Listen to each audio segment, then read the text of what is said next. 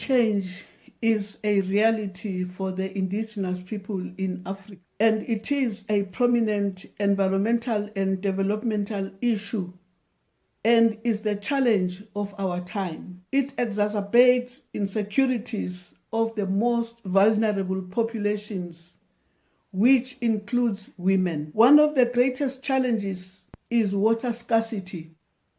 46% of rural population does not have access to safe drinking water. It is common for people, especially women, to walk long distances to fetch drinking water, and in some instances, they share water sources with livestock. From a personal experience, we used to come from school around 4 p.m.,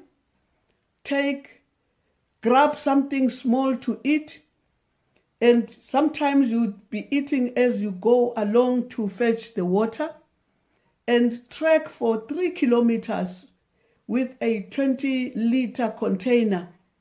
And it was not like you would get at the water source and collect the water and come back.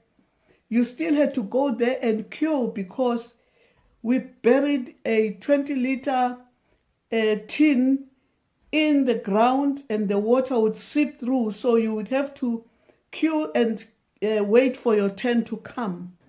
And by the time you come back from the river, it would be well after 6 p.m.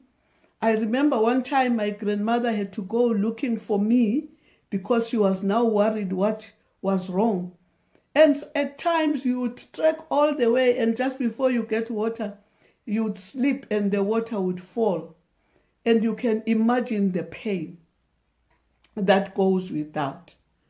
From the story just told, apart from health risks, women lose a lot of time walking to water sources instead of participating in gainful economic activities. And of course, like I've said, that you would come back maybe well after 6. By that time you come to cook. And for girls like myself, you would find that now there would be very little time to study, because by the time you finish cooking and eating supper and washing dishes, you are already tired. So in the dry season also, the rivers are dry and they have to dig in the sand to get to the water.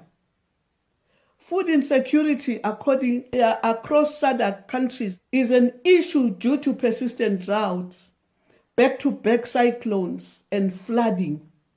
Rain-fed crops suffer most. I remember also one time with my mother, we had to trek for about 20 kilometers to go and look for maize to come back and mill.